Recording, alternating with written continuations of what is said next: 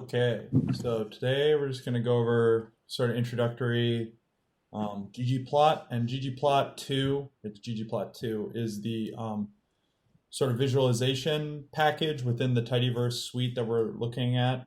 Recall that packages give us sort of pre-made functions to use, right?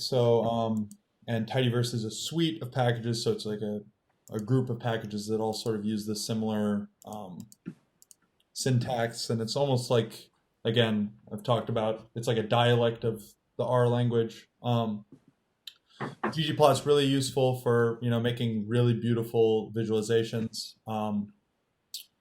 Makes it really easy to make things look really nice. So I'm just going to work through a little script that I wrote up this morning on screen 2, because I have a 3-screen setup now. But yeah, so we're gonna just import the ggplot package. Recall that you could just do tidyverse, because tidyverse is all of them, right? But I'm just gonna import the ggplot2 just so we know what's up for this. Setting the working directory. You could figure out how to do this by doing the set work directory thing, but I don't know if it's super necessary for the purposes of what y'all are doing. I just do it for ease for myself. And I'm going to read in, this data set is in the canvas, or at least it should be. I'm going to put this R script up after I'm done here today, so that you guys can go through this sort of script and kind of use it as an example. So yeah, so I'm going to put it up after I'm done here so that you can go through it. So if you can't find this data set, let me know. And remember this file path. So what I'm doing here is setting a working directory or a working folder, so that way I can just call the CSV file in question here. And I have a file, or I have a folder within PolySci 490E files within R for Political Science in my computer that contains this. So that's kind of what's going on there. So your file path will be different. You'll probably be bringing it in from downloads, but that's, yeah. So this is the data, let's check out the structure. This is World Development Index data. We've got, let's see. I think we're going to be looking at the electricity pop. I think that's proportion of electricity that, or proportion of the population that has electricity. Pretty sure that's what that is. I'm just gonna look again just to make sure.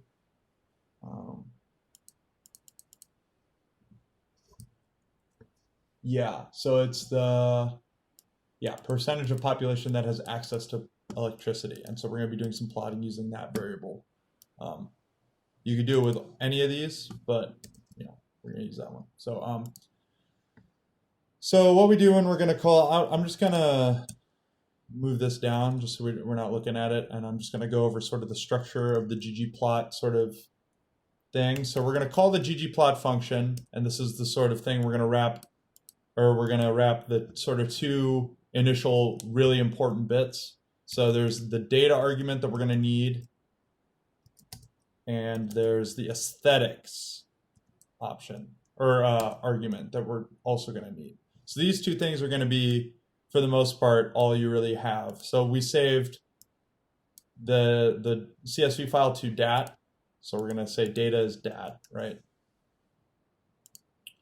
And then in aesthetics, we put a bunch of things. And I should actually pull up the documentation just so I can show you the expanse.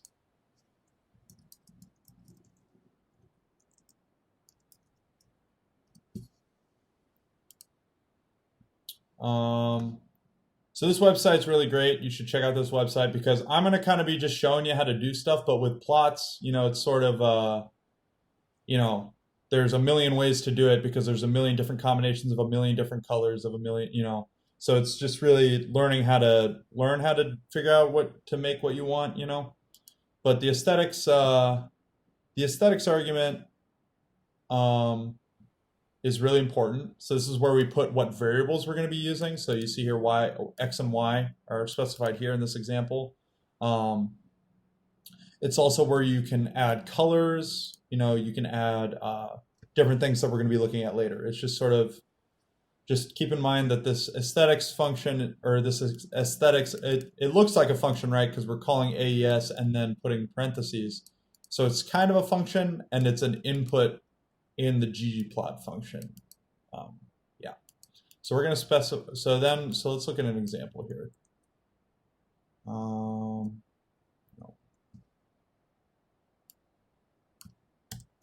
So we call ggplot. The data argument is going to be dat, and we have the aesthetics argument, and we have just one variable, x equals electricity pop. And because we specified the data is dat, we can just say electricity pop. Yeah, so that by itself, so if we just run that, I'm just going to run that.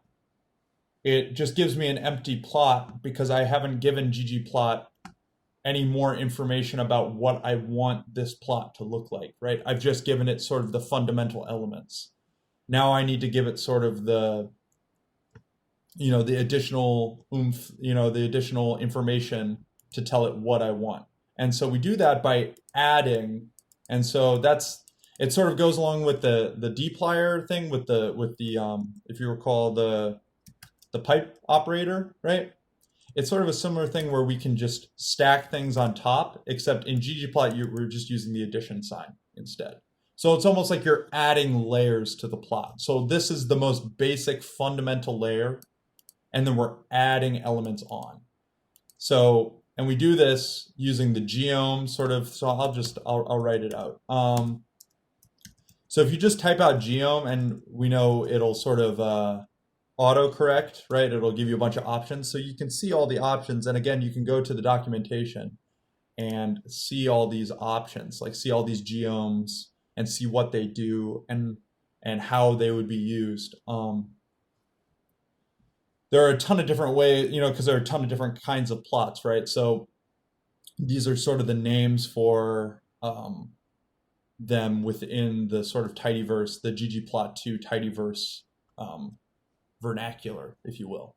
So we're going to make a histogram. So we just type in histogram. We're not going to specify anything within the function in geom histogram, but we're just going to run this. We're going to see what it looks like. Wow. And see, I've not formatted this at all, and this already looks pretty nice. You know what I mean? Like, it's got everything you need. It's got the, axes titles. It formats the sort of scaling automatically. And it just looks nice. Like, I think this looks pretty nice. You know what I mean? And so within these geom sort of, whether it's geom bar, geom hist, geom point, geom density, and we're going to, experiment with these. I think we're just going to go over histogram density and I think I have a scatter plot later. Just to kind of get a taste of it. There are a ton of different things within this that you can specify. You can specify that you want to remove, NA values. You can specify the orientation. You can specify what kind of statistics you want to be plotting, whether it's frequency or count or proportion or, stuff like that. So in this next plot, I just kind of repeat the same thing, but I add a bins argument within the geom histogram function call. And so when I run that, it's going to reduce the bin sizes to, it's going to reduce the bin size. So it's going to have a lot more so that's the number of bins. So it's only got 5 bins. So it's turning this data that we had before. So this is, it by default goes to 30. So there are 30 bins here. And it takes that and it moves it into 5 bins. And then in this next example, we see we got 100 bins. So it's a lot more individualistic. Does that kind of make sense? Sort of a histogram. Everyone should know what a histogram is. And if not, it sort of shows the distribution over the x-axis or the whatever variable you put in the x-axis as a count. You can also do it as proportion, but we're just going to keep it as count. So Any sort of initial questions on sort of the syntax for ggplot?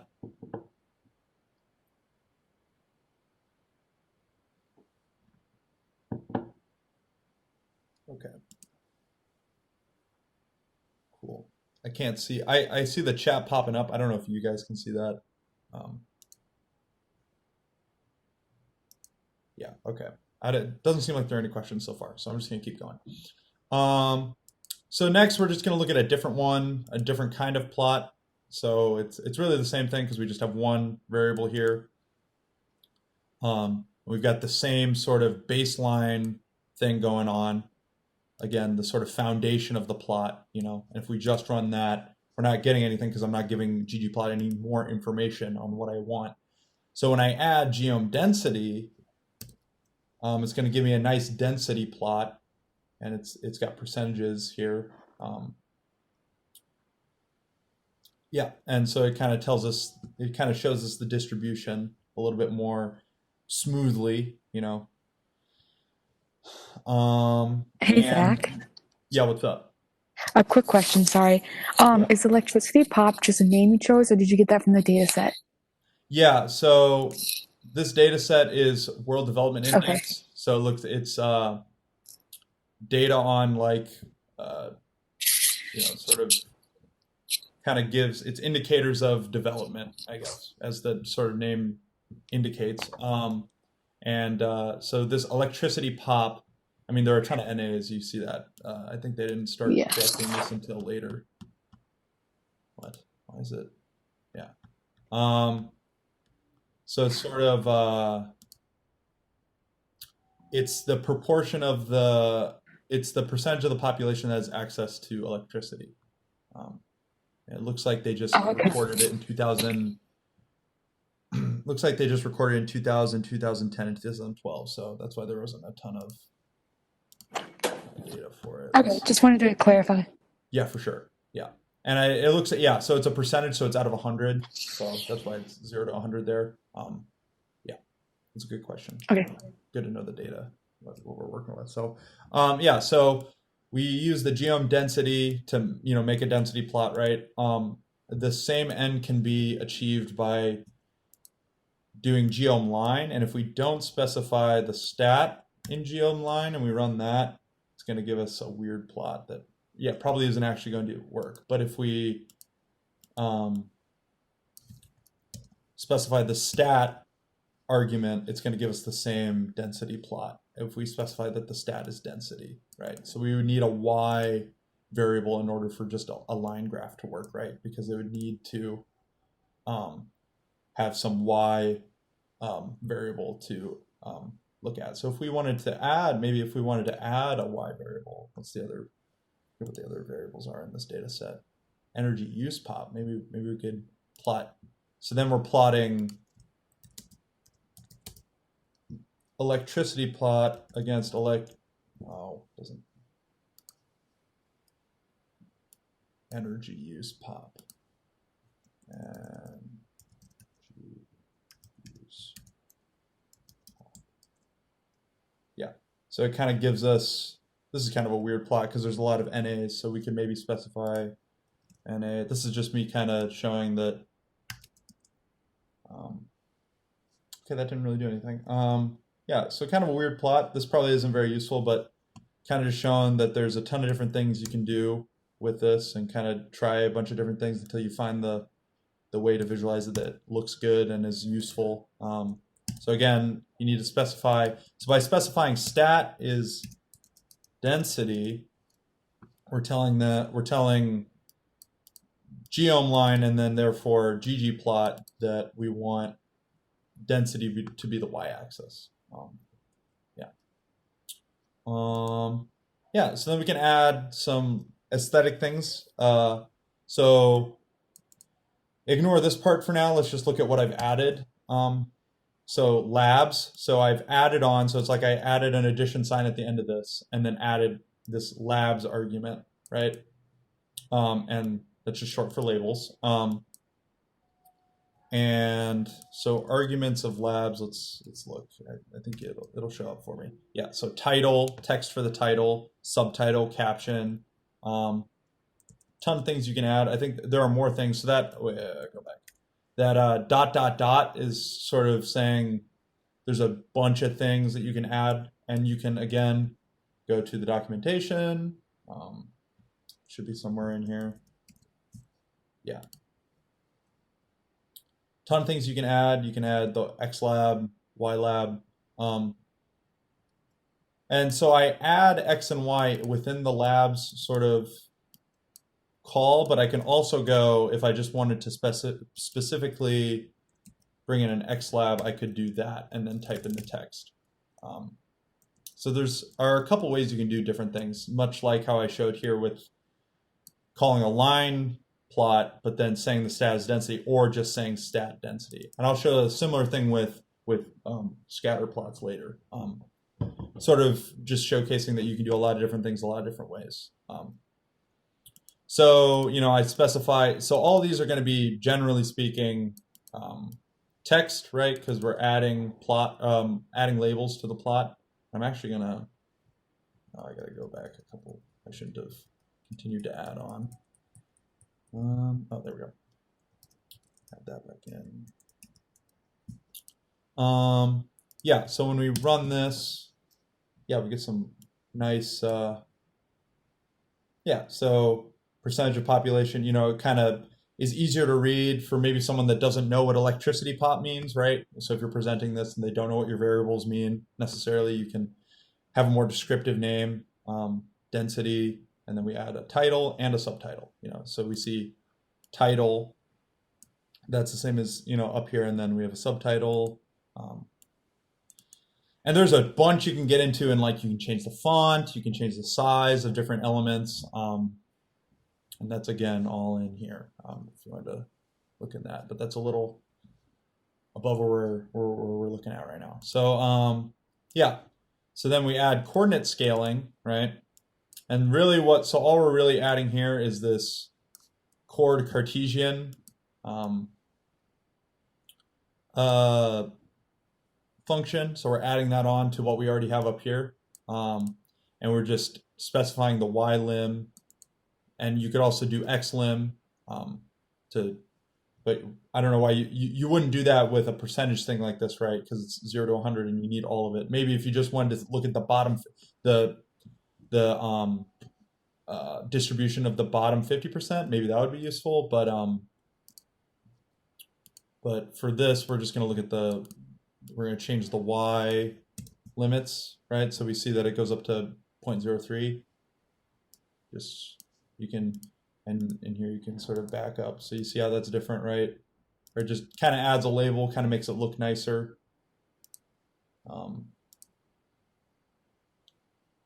Doesn't change it drastically, but when you end up presenting stuff, you kind of want to make it look really nice and kind of worry about those little details. Then we can add color, pretty colors. It just kind of makes it blue. You can do a color code. I would look up, yeah, or you can just type blue. Do red.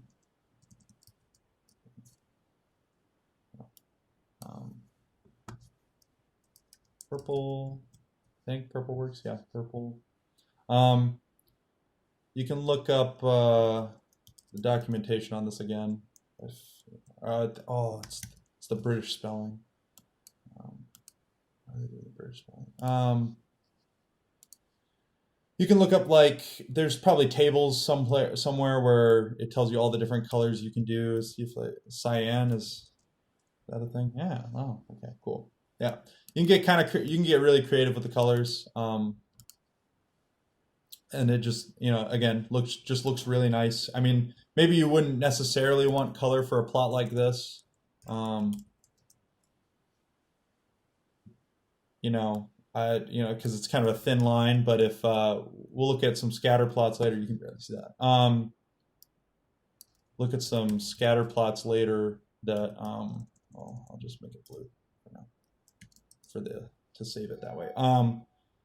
But we'll look at some scatter plots, and you can color by a variable if you're plotting multiple variables, and that can be really helpful. Or you can plot by some level,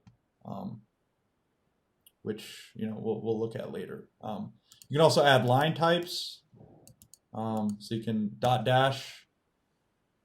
And again, there are tables with these. I don't know these as well off the top of my head. I feel like dot might be one.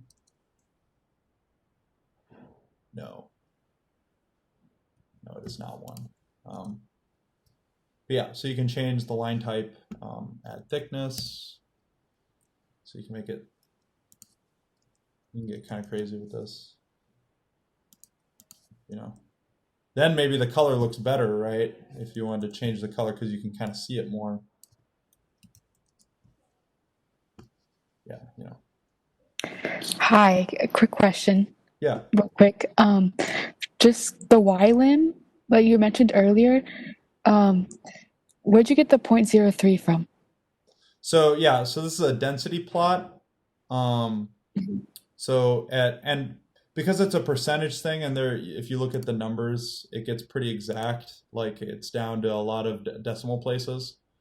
It just shows the percentage of values that hold some one of these X values, right? So if 2% of this variable was 25, this line would be up to 25 or to 0.02. So that's the percentage. It's the proportion of values that we have that hold this axis value. So as it goes up, we show that, and that kind of makes sense. If we go back to the histogram, kind of maybe see it in a way that you're more familiar with.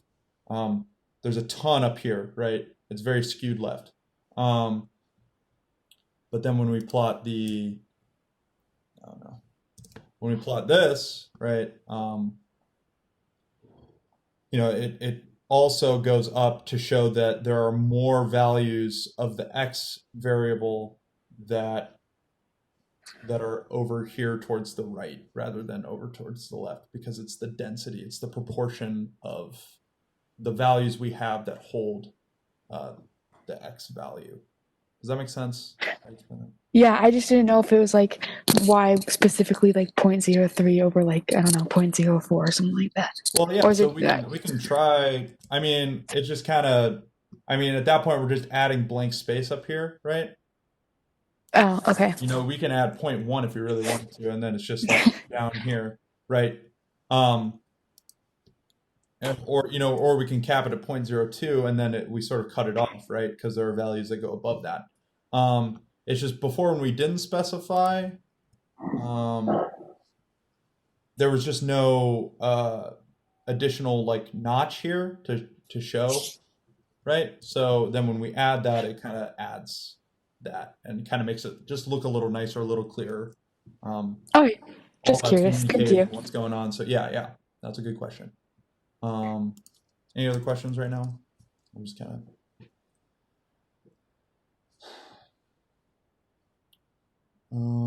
Okay, yeah. So we can do a lot of things, and that's all within the geom line thing. So we're adding all these things kind of within geom line.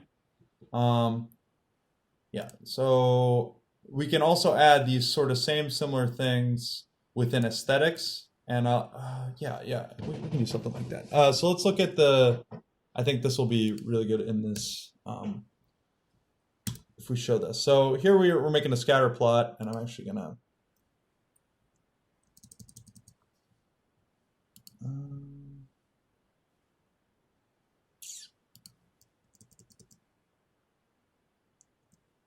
What do I want to do with this?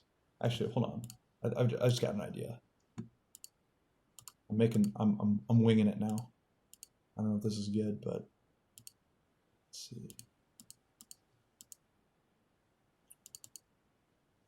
Open this. Going back to the stats quiz. I know you guys are super excited about that.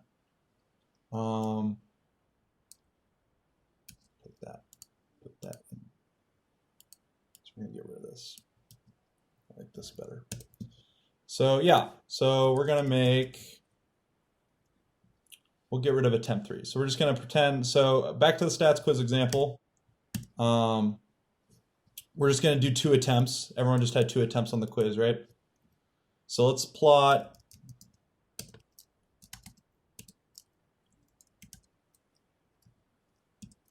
so, you know, so again, we're doing the foundations, right? To just kind of go over it again. We have the data, and then we have an aesthetics thing we need to call, an aesthetics parameter within ggplot, and it's the parameter of ggplot is the function aesthetics, which itself has parameters. Not confusing at all. I hope that makes sense. Does that make sense to everyone? That makes sense. That kind of, as the aesthetics thing is a parameter of ggplot, and then the parameter itself is the aesthetics function, which in itself has parameters. So it's like parameters within parameters. I hope that makes sense. So we're going to plot attempt 1. And I don't know how nice this is going to look, but we're gonna plot attempt 1 against attempt 2, and we're going to do geom point, right? So geom point is another word for geom scatter plot. So like I use the nice normally distributed randomized data, and that's kind of what it made. This probably isn't going to look as nice, but we're going to see if it. Okay, yeah. So there are way fewer because we've only got 7 observations here. I made like, you know, hundreds of observations in the other data, but this is real data. So we have 7 points, right? Each one corresponds to a different person. So, you know, so on the x-axis is attempt 1, and on the y-axis is attempt 2, right? I mean, it shows that here. It kind of makes the labels for me. But say I wanted, you know, again, if we think about communicating information, this is telling us something, right? Or like there seems to be a correlation, you know, there seems to be a correlation between attempt 1 on attempt 2, right? Which kind of makes sense. That how well you do on attempt 1 has a strong correlation with how you would do on attempt 2 on the same quiz in this sort of hypothetical. But say we were interested in how women did on this versus how men did on this, and we wanted to add a color that indicated that, right? So we can add that. Yes, it worked. Okay, good. And yeah, so if you within the aesthetic, so before we were adding things like color into the geom line call, or you know, whatever geom we're using, what geom it is doesn't matter as much as where it is in the structure of the ggplot, right? So we're putting it within the geom call, and now because we're putting it in the aesthetics call and we have multiple variables, we can do this. We're coloring by a factor, right? And so if we look at the structure of stats quiz, well, it's a character, but it treats it like a factor, I guess. Yeah, so it is coloring by the sex variable within the stats quiz data frame, right? And it's giving one color to one value of, or one level of that variable, and a different color to the other sort of level. We could do the same thing with subject. Say we wanted to have everyone have their own, so we want to know who was who, right? We could do that. So we know which one Zach is. I'm here. We know which one Robert is. Hundreds. We know which one Dave is, right? So that's kind of how that works. Does that kind of make sense? Does that make sense to everyone? Why it's different up here versus when we specify it within the geom call?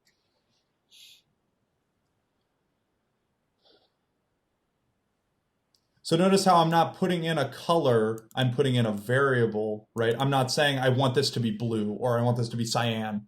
I'm saying I want to color this particular variable so that way it visualizes that for me. Yeah. I should add the rest of the poli-sci faculty. That way, this scatter plot would look cooler. But yeah, yeah. So that's how. Again, so kind of to go back to the scatter plot. So in a scatter plot, you need two. You need an x and a y specified. So like here, it's yelling at me because error geom point requires the following missing aesthetics y. So I need a y specified in this. So I can't just have x, right? Because I hope that makes sense. Why you need, because here I'm saying I'm looking at the relationship between attempt 1 and attempt 2. Yeah.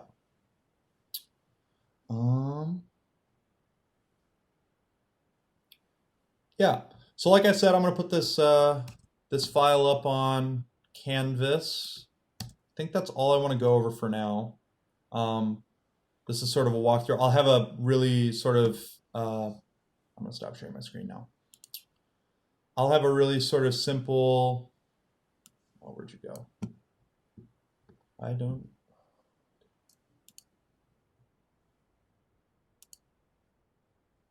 Can y'all still see me? Am I crazy? Am I going crazy? Yeah, we can see you.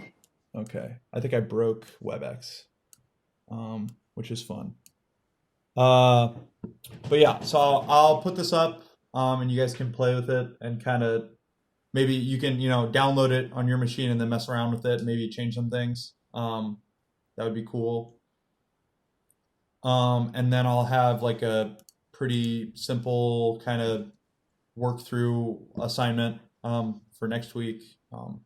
Yeah, I think that's all I kind of want to do right now. So if anyone has any last minute questions, I'm willing to field them. But if not, I think we're good. Hey, Zach, Yeah, what's up? when will you be holding office hours this week? Yeah, I can do that. Okay. Friday again, or Yeah, I'll do Friday. okay. Thank you. Or if you want to meet at a different time, that would work for me. Okay. Yeah. Thanks, Zach. Yep. I hope it saved my recording because it quit on me. WebEx quit on me. But yeah. So yeah, if there are no other questions, y'all are, I mean, free to leave, I guess. Have a good day. Yeah, everyone have a good day. Yeah.